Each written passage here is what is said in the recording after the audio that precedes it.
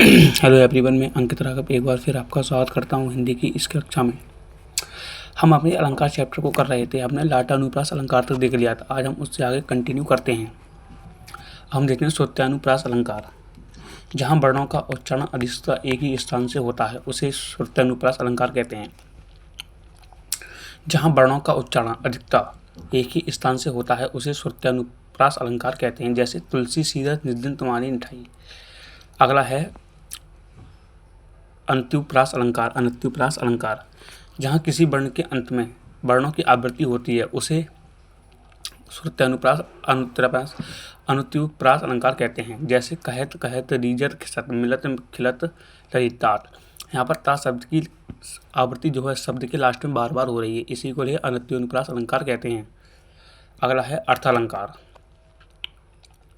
जहाँ किसी काव्य की शोभा अर्थ के द्वारा बढ़ाई जाती है उसे अर्थालंकार कहते हैं। देखते हैं उपमा अलंकार। तुलना या उपमा। उपमा अलंकार की परिभाषा।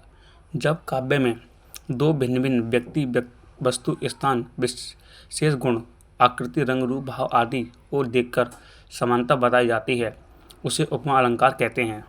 उपमा अलंकार के अंग। उपमा अलंकार के 4 अंग होते हैं: उपमेय, उपमान, वाचक शब्द और साधारण धर्म। हम देखते हैं उपमेय क्या है। उपमेय जिसकी तुलना की जाती है उसे उपमेय कहते हैं। जिससे उपमेय की तुलना की जाए उसे उपमान कहते हैं। वाचक शब्द सम, समान, सा, सी, सादृश इत्यादि। जहाँ उपमेय और उपमान के बीच में जिस धर्म से समानता बताई जाती है उसे साधारण धर्म कहते हैं। अब हम देखते हैं उपमा अलंकार। उपमा अलंकार के भी 2 भेद होते हैं: पूर्णमेय और लुप्तोपमेय। लुप्तोपमा जिस पंक्ति के उपमा के चारों अंग उपस्थित रहते हैं उसे पूर्वोत्तम अलंकार कहते हैं। जहाँ उपमा के साधारण धर्म तरल लोप कर देता है उसे लुप्तोपमा अलंकार कहते हैं। हम देखते हैं प्रीतम अलंकार।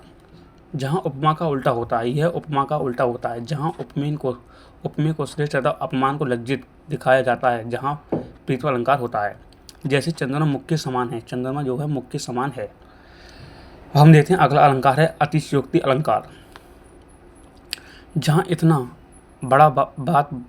जहाँ पर बात बढ़ा चढ़ाकर किया है उसकी सीमा उल्लंघन हो वहाँ पर अतिशयोक्ति अलंकार कहलाता है। जैसे पानी परात को छुए नहीं, नैनन के जल से पग धोए। इसका उदाहरण है पानी परात को छुए नहीं, नैनन के जल से पग धोए। ये था हमारा अतिशयोक्ति अलंकार। ये था हमारा आज का हिंदी का नेक्स्ट पार्ट। इससे आगे देते हैं नेक्स्ट कक्षा में। जब तक के लिए धन्यवाद।